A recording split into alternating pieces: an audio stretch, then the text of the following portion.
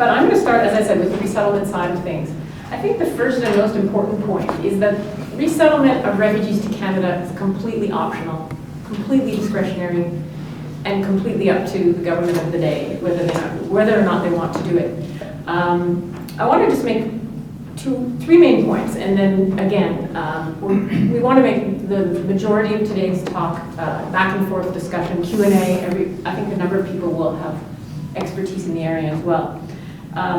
Certainly, the proposed increase in resettlement spaces, 500 government-assisted refugees, 2,000 more spaces for privately sponsored refugees, are welcome. In fact, and I'll get to this in a minute, I would say that Canada would do a real service in terms of resettlement if we restored our levels to the early 90s levels, when we would take in 13,000 government-assisted refugees in a given year. But I don't know that those times are coming anytime soon. The first point I want to make is about the problematic linking of resettlement to the changes in adjudication for asylum seekers.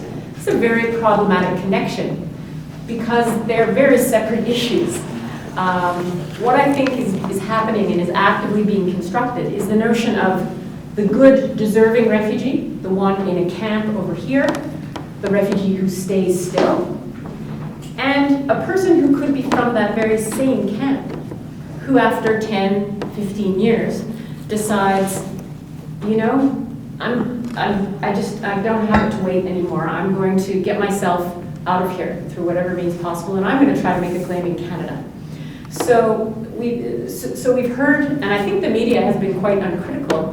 I've been disappointed in their repetition and reiteration of the notion of bogus. So we've heard the deserving refugees languishing in camps, the bogus refugees who show up here in Canada.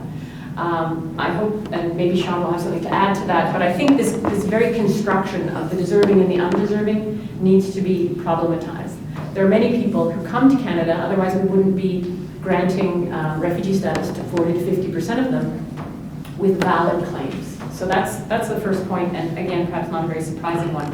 I just gave a talk in geography about an hour ago on there's a bias built into this notion of the refugees who stay still are not a threat.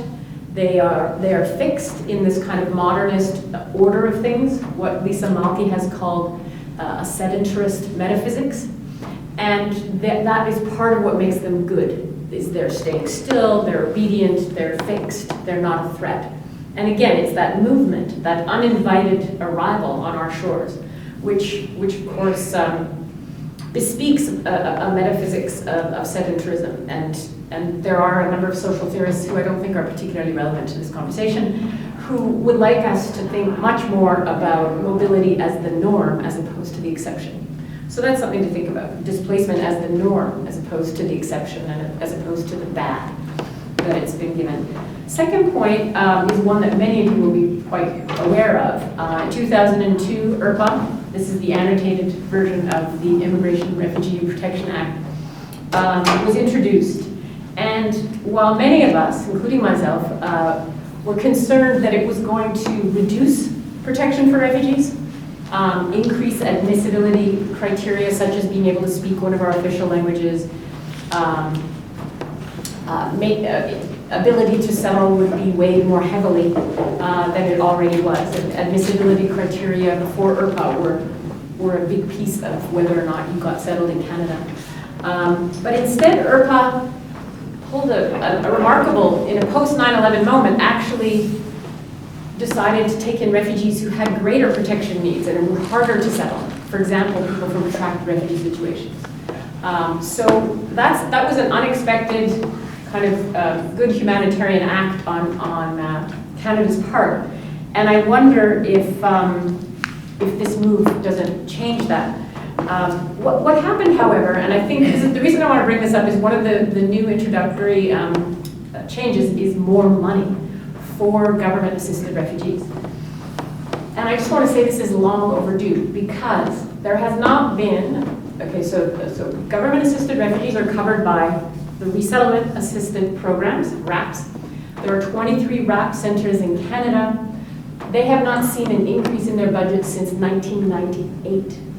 So first of all, you've got inflation, right? And that, if you figure in inflation, the extra, what is being called an extra increase of 20% is really kind of a misnomer in terms of doing the math, particularly if you figure in that when Herba was introduced, the kinds of refugees coming to Canada had much higher need levels.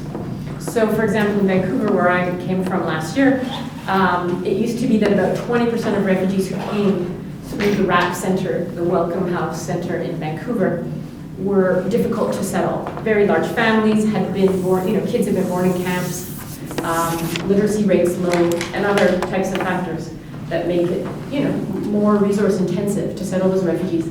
Today, or as of 2009, 75% of refugees coming to that Vancouver Welcome House are considered high need, and yet no new money until this particular change. So it's very welcome, it's a great thing, but both governments, Liberal and Conservative, have been very slow to take ownership and responsibility for this really new caseload. All right.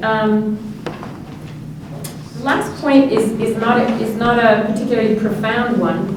We know, as I mentioned, that we're going to see a 500 person increase in the number of GARs, government-assisted refugees, which will mean that of the total, right now, 70% of all sponsored refugees are sponsored by government or funded by the government. This will drop to about 55% by adding disproportionately more privately sponsored refugees. That costs the government nothing.